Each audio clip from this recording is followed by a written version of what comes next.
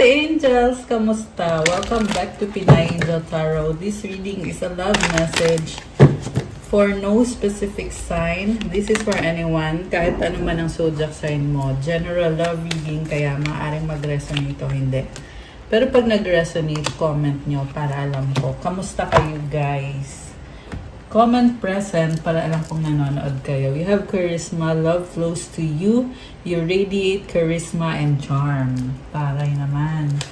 Imperfections, love is a beautiful mess. Embrace its imperfections.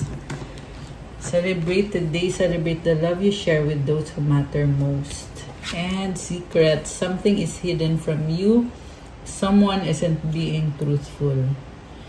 So, okay, there is this person na nagmahalan kayong dalawa pero ano siya very convincing, very charming, attractive, pero unfortunately marami siyang tinatago sa'yo. And yeah, charisma, this is someone na maganda sa labas or gwapo sa labas, or pag tinignan mo siya okay yung itsura niya, 'di ba? Pero yung sa loob niya, yan yung hindi mo alam na napakagulo. Ayan o. Love is a beautiful mess. So, meron nag-inuman. Siguro nag-inuman kayo nitong taong to sa isang bahay at hindi mo alam na it's either ikaw yung secret niya or may iba siyang secret na hindi mo alam. Ayan. So, more on pareho. Okay. Ano ba mga energies ang connected dito? Ay, tumalon. Sandali. Nalaglag. Oh my gosh, anger management. Sino to? Sobrang galit. Bakit? Anong nangyayari? Private relationship. Oh my gosh. So, natuklasan mo na may iba siyang karelasyon, kaya nagalit ka. Okay? Or baliktad, pwedeng siya yung nakatuklas. Remember, roles can be reversed general reading, kaya take it out resonates. Fulfilling a fantasy. Oh, ayun. Nagalit siya sa'yo. Tapos, hindi niya sinabi sa'yo na may iba na pala siya at it's parang very lustful yung nakikita ko dito. Walang love. It's just fantasy. Gusto niya ma-fulfill yung fantasy. And I'm hearing also na nung nakilala mo tong taong to, it was just a fantasy.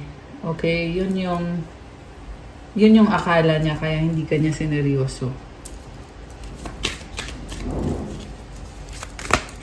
Pero ikaw kasi, I can see kasi energy ni Divine Feminine, hindi ka naman makikipagrelasyon sa isang tao kung hindi mo mahal, kung wala kang feelings. Yung nga lang hindi ka sineryoso nitong taong to, may iba siyang kadil. Sexual protection. Oh my gosh. Yung karelasyon niya, syempre may nangyari sa kanila. Marami siyang ibang kasex. Pwede yan prostitute. Kaya dun pala hindi maganda tong energy nitong taong kadil mo kasi nadamay siya sa energy nitong karelasyon niya na napakadumi. Ganun kasi yun, guys, yung energy ng partner mo, makukuha mo talaga yun. Kaya you have to be careful kung sino yung nagiging karelasyon mo. Okay? Kasi you have to protect yourself. Kasi nagkakaroon kayo ng bond na naapektuhan yung karma mo, yung swerte mo. Okay? So, pwede yan, kunyari, napakaganda ng energy mo, tapos nahaluan ng hindi maganda. Ayoko na masyadong i-detalye. Pwede naman kayo magpa-private reading kung gusto nyong malaman yun. Pero, kasi yung nakita ko dito na okay ka sana kaso lang napunta ka sa maling tao. Tapos, itong kadil mo, okay din naman sana siya, pero napunta siya dito sa prostitute. Ayan.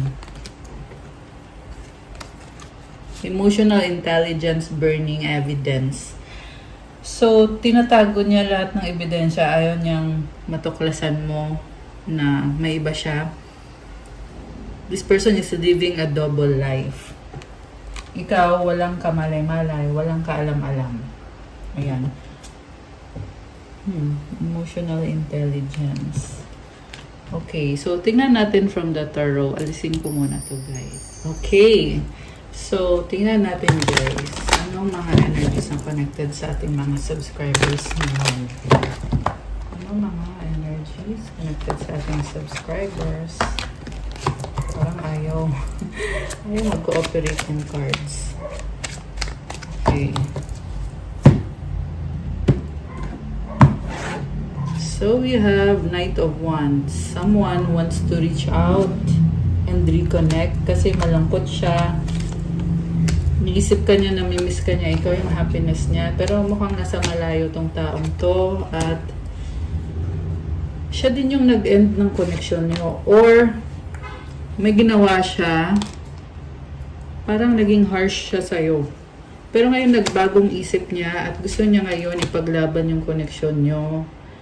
At nakikita ka niya, tingin niya andyan ka lang lagi, pwede kang kausapin anytime. Ganon yung tingin niya sa'yo. Feeling niya hindi ka pa nakaka-move on. Ganon yung feeling niya. Okay? Pero iba yung nakikita ko dito, guys eh. Pero ganon yung tingin nitong taong to. Kasi siya yung nalilito. At siya yung maraming sikreto. Ngayon, dahil sa kalituhan niya, feeling niya okay pa to. Kaya pang makipag-ayos sa'yo at magkabalikan kayo. Baka may kadikang fire sign, Aries, Leo, Sagittarius. Malakas ngayon ang Cancer, Earth sign, Capricorn, Taurus, Virgo, Taurus. Actually, lahat naman ng signs andito. Pero yung binanggit ko, yan yung pinakamalakas so far. Merong water sign, Cancer, Pisces, Scorpio. Okay, merong air sign, Gemini, Libra, Aquarius. Konti lang yung earth sign, Capricorn, Taurus, Virgo.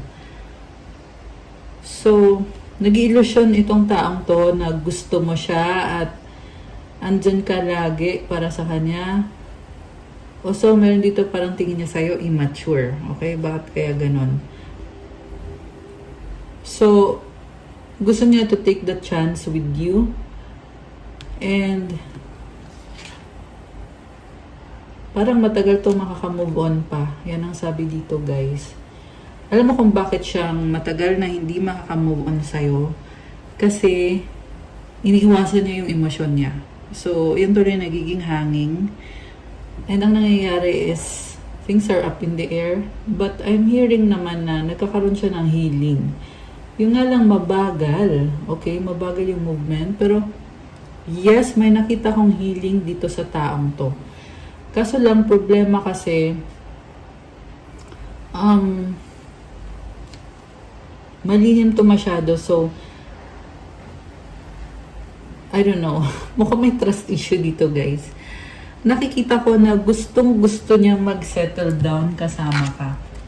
Ayan, with a Hierophant. Sinasabi niya dito, ikaw yung nakatadhana para sa kanya. Or kayong dalawa ay nakatadhana.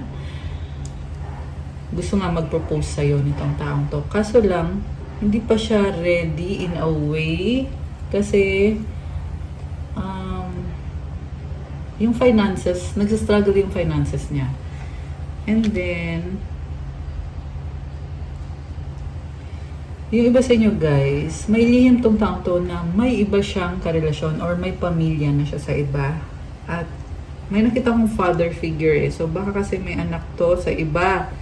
At kailangan niyang protektahan yung anak niya. Kaya hindi siya honest sa'yo, hindi siya truthful sa'yo. Marami siyang tinatago with this 7 of Swords. Ayaw mo malaman yung pinagagagawa niya. Ayaw niyang malaman mo.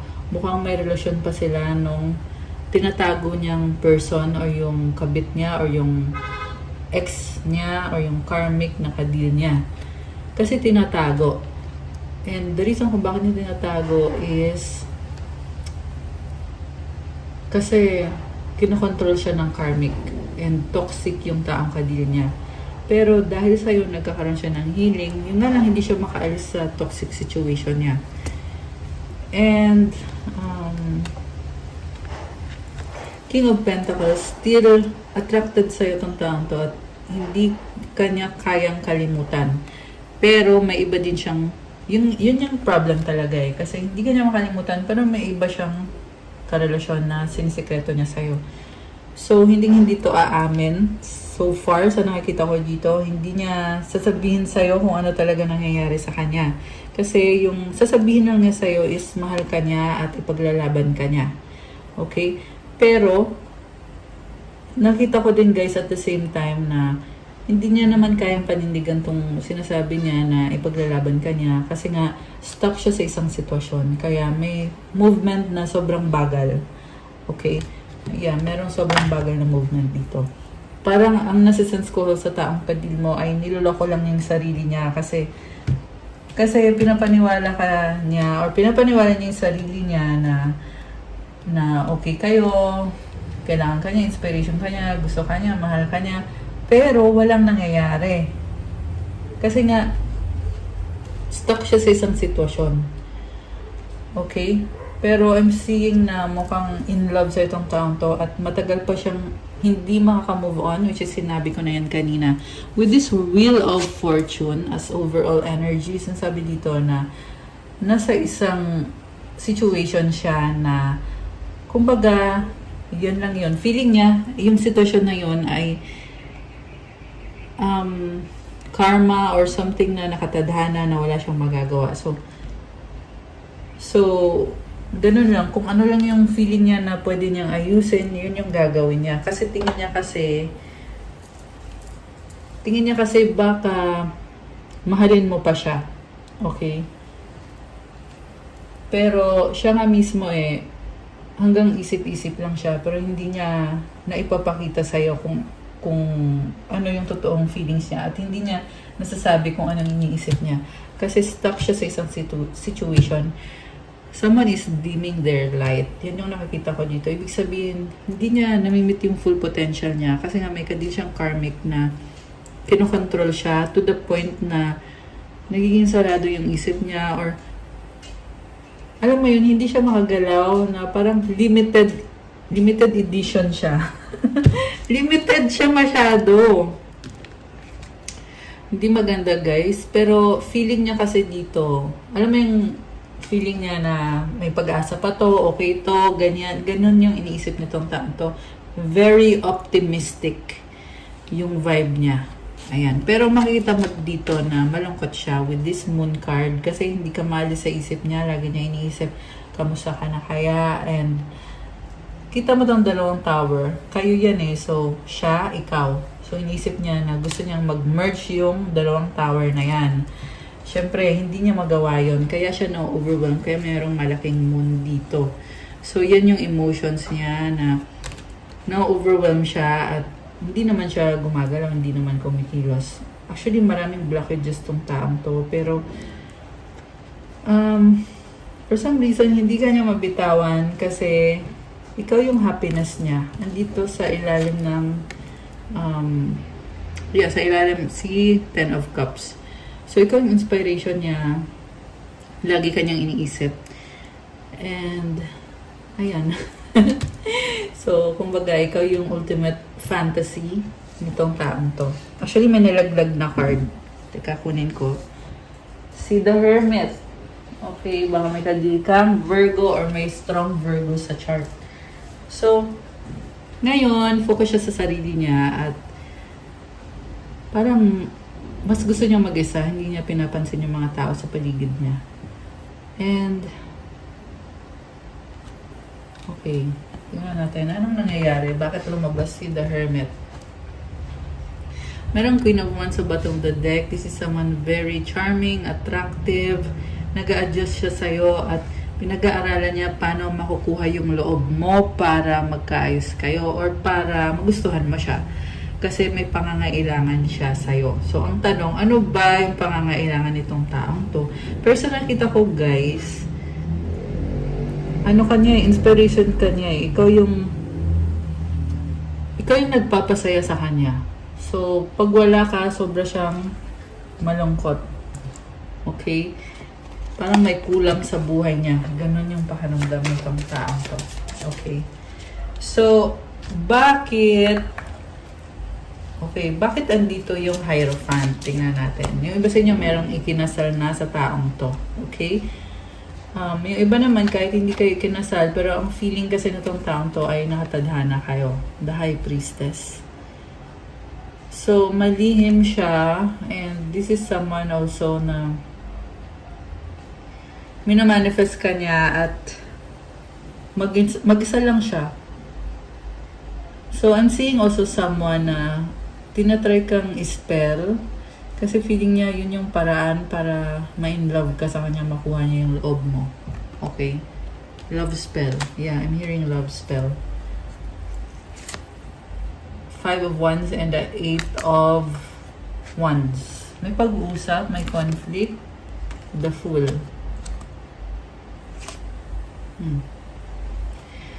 Gusto yung mag-reach out sa'yo ng biglaan at meron ako nakikita dito guys na nag-uusap-usap na nag-argue, conflict. So, pwede to nagkaroon kayo ng pag-uusap and parang hindi niya alam kung ano susunod pero pinag-aaralan niya. Okay, pinag-aaralan niya yung sitwasyon. Page of Swords. Nagsustok sa'yo tong taong to. Ayan, lumabas ulit ito. Page of Swords. Sinustok ka. Ayan, kung meron kang social media. Sabi ko na the star, So, kung nasa social media ka, sinustok ka, pinapanood. The Tower, Ace of Cups, 2 of Swords. Ayan, so, tinitingnan niya kung kamusta ka na, anong nangyayari sa'yo, at parang kinakabahan. Yun yung nakikita ko dito. Kinakabahan siya at natatakot siya. Puno siya ng takot. Sobrang na-overwhelm siya ng emosyon. Okay. Death sa bottom of the deck. This is an ending.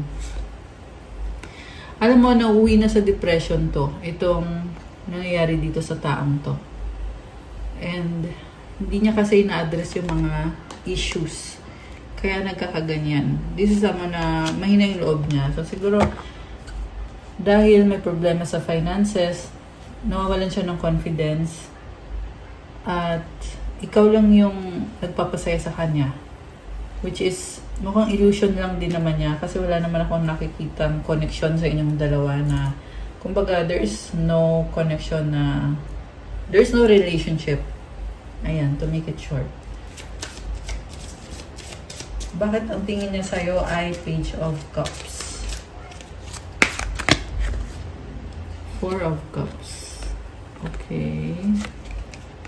Temperance. 10 of Pentacles.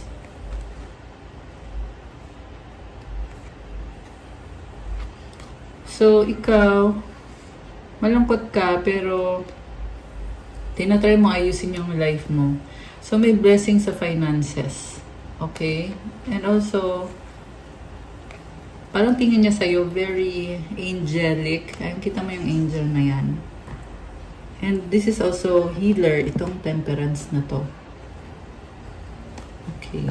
So, ganun yung tingin niya sa'yo. Kunyari, may nakita ko dito na nag-uusap kayo. And merong nag-aaway, pero parang hindi niya makuhang magalit sa'yo kasi tingin niya sa'yo ay you are like angel. Okay. Page of Wands. Parang feeling niya nag-iba ka, nagbago ka. Okay.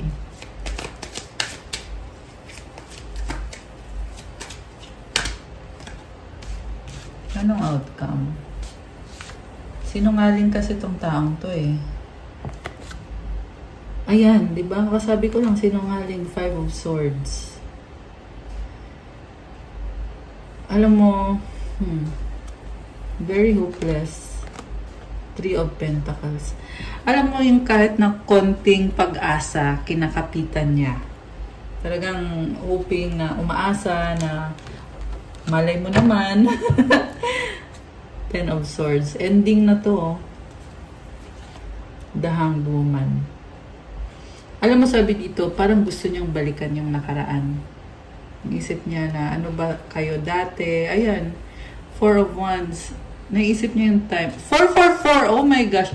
1444 on the screen. So, naisip niya, ano ba kayo dati? Kasi dati daw, masaya kayo at in love kayo and may pagsisisi, guys. Kasi ramdam niya yung ending. Ending ng connection. And naiwan na siya sa ere. Ayan, iba na to. 5 of Swords, 3 of Pentacles. So, kung dati, yung pagmamahalan nyo is full of love. Ngayon, ito na lang yung natitira. Grabe. So, you can just imagine yung pinagdadaanan nitong taong to. Parang karma eh, na natututo na lang siyang mabuhay nang wala ka. Yan yung naririnig ko, guys. Natututo na lang siya. The Sun. O, diba? May bagong simula siya, pero this time, hindi na kayo nagmamahalan. Iba na. Wala nang ganun. Page of Pentacles. Ayun o.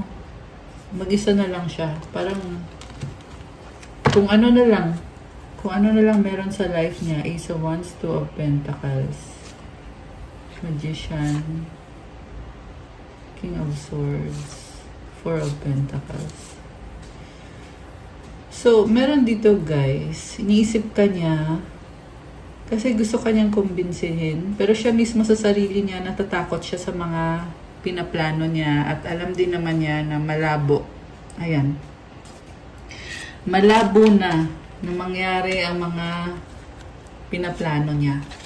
So, nagtatry siyang magplano. Tapos, nare-realize niya na wala na. Parang ganun. Nakakatawa. Okay. Strength. Okay.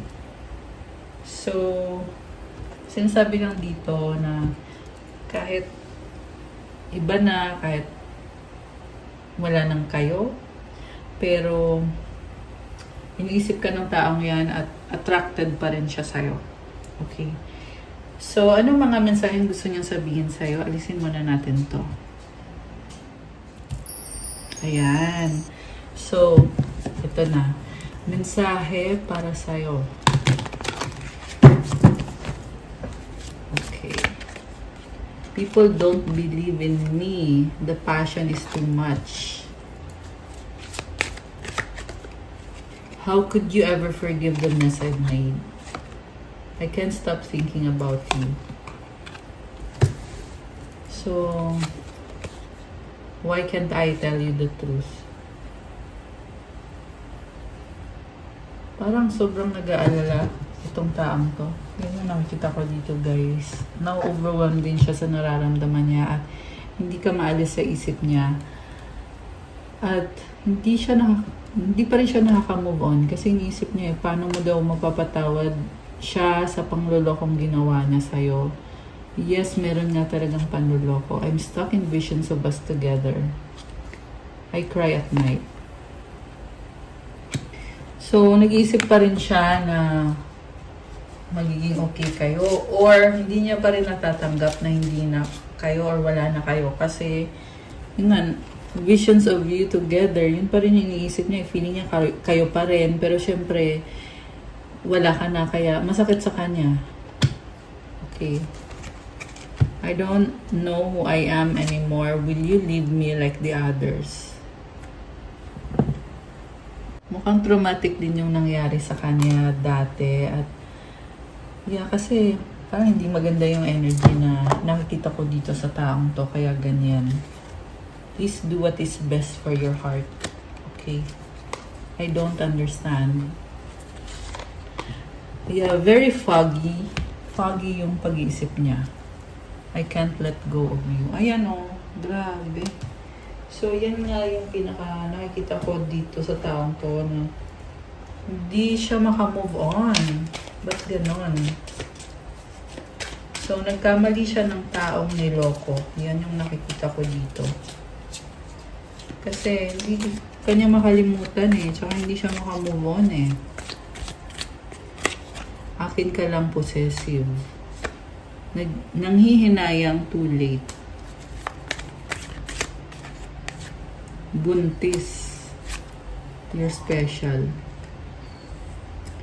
So, itong buntis, pwede ito energy ng abundance. Okay? Nakita niya sa'yo na you have energy of abundance sa finances, sa career, sa life mo, at maraming nagkakagusto sa'yo, kaya siya nanghihinayang na napunta ka na sa iba, or kung hindi pa naman, baka mapunta ka na sa iba. So, sobra siyang nanghihinayang kasi ang gusto niya ay sa kanya ka mapunta. Okay? Entitled, toxic, mahal kita, I love you. Mukhang yung pagmamahal niya sa'yo is obsession. Kasi parang ang heavy eh. Crowded, magulo. Third party situation to, guys. So, magulo kasi yung kadil niya ay hindi din maganda yung energy.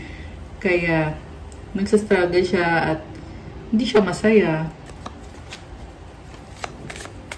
So, kaya yan guys, mukhang lesson sa'yo to na next time bago ka pumasok sa isang connection, make sure mo muna talaga kasi sayang yung energy mo, sayang yung oras mo, di ba? Tsaka yung karma, guys. Kung meron yung bad karma, kunyari, yung taong kadil mo, hindi maganda yung mga ginagawa niya sa buhay niya, di ba? So, ayan, iwasan mo yung ganon. Angry, naiinis, ego.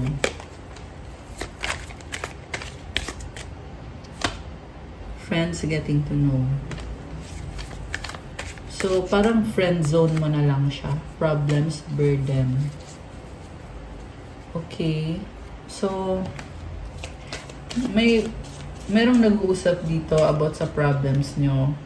And, merong naglalabas ng galit, ng inis, hurt, healing. Nag-iisip. Ayusin natin, reconciliation, the one that got away, selfish. Okay, so,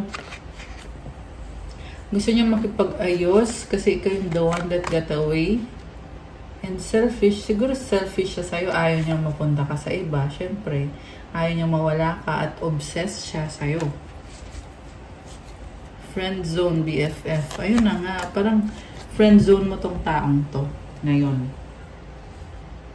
So, anong paparating sa inyo nitong taong to? Or dito sa connection na to?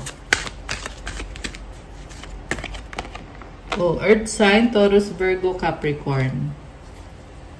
Vacation! You will be traveling soon. Confession, someone has to tell you something. Ano pa? Intuition, the red flags you are ignore now. The red flags you ignore now will come to bite. Will come back to bite later. Date night, get ready to be wine and dined. Ooh. Parang merong kang kadate na tinatago mo. Ayan, kasi merong ano eh. So,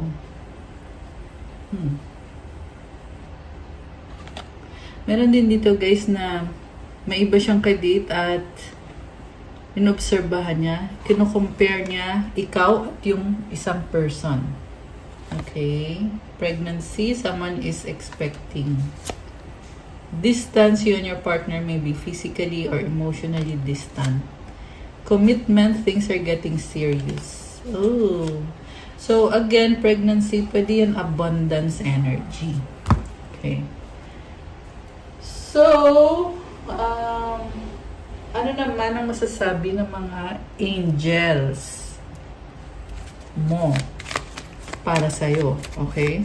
Advice, 10-10 growth, spiritual awareness is opening you to all that you are ready to see. Your destiny is being fulfilled. Keep your intentions pure with your eyes looking ahead, and you will continue to increase the growth that is here. Affirmation, the more I invest awareness in my growth, the closer I continuously become to the outcomes I am seeking. So guys, may growth ka dahil din yan sa sipag at tiyaga mo.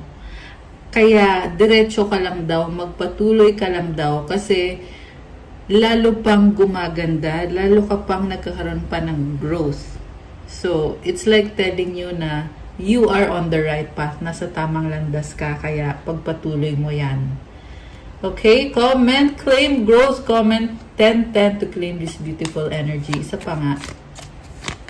Ano pa? Tumalon siya. 111, destiny. Follow what you feel, listen as your intuition helps to guide you to what you are manifesting. The inner whispers are helping you to create all that it is that you desire. Listen in and follow your soul. Affirmation, life is always happening for me. I am allowing myself to lean into what feels good. I love this for you kasi yun na nga, nasa tamang landas ka at andyan din yung mga angels sa'yo, tumutulong sa'yo. At nangyayari yung mga mukhang maraming ganap sa life mo. And ini-enjoy mo lang. Ayan, I love it. Destiny mo yan, i-enjoy mo lang yung life. At gawin mo kung anong nagpapasaya sa'yo. Kasi sabi dito, create what you desire. Diba? Follow your soul. So to claim this beautiful energy, comment, I create what I desire, I follow my soul, and comment, claim destiny. Comment 111 to claim. Okay. Lastly, 1818 optimism. Ito, gusto mo basta. Ang dami naman. May 888 abundance, saka 123 vision. Okay, pero isa lang yung babasahin ko. Itong optimism. Successful manifestation of your abundance is near. Higher levels of optimism are needed. As new abundant beginnings are on the horizon, brighter days always come after the darkest of nights. Affirmation, everything is in perfect order as I enter into this next chapter of my journey and connect to the abundance that is near. To claim this beautiful energy, comment, successful manifestation of my abundance is near. Comment, claim abundance, and comment, claim optimism. Ayan guys. Anong mensahe galing sa universe para sa ating mga subscribers? Anong mensahe? I choose love no matter what. Isa pa. Dalawa pa. Ito. Joy is the ultimate creator. I find a deeper meaning and personal growth amid the discomfort. Alam mo, you are strong. So, yeah, andyan na naman yung energy of growth. Magpatuloy ka lang. Kapag masaya ka, marami kang nakikreate. O, diba? Comment, joy is the ultimate creator to claim this beautiful energy. Ayan. Okay, guys. That's all for our love message for today. Thank you for watching.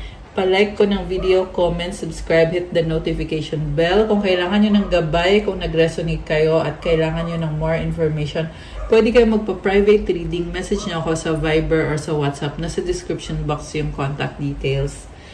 And check out my Instagram for crystals na infused with special prayers and mantras. Iba-iba yung mga benefits. Depende sa kung ano yung gusto nyong crystal. Thank you, guys. Have a good day or night. I'll see you again soon. God bless you all and stay safe. Love you guys. Good night and God bless. Bye!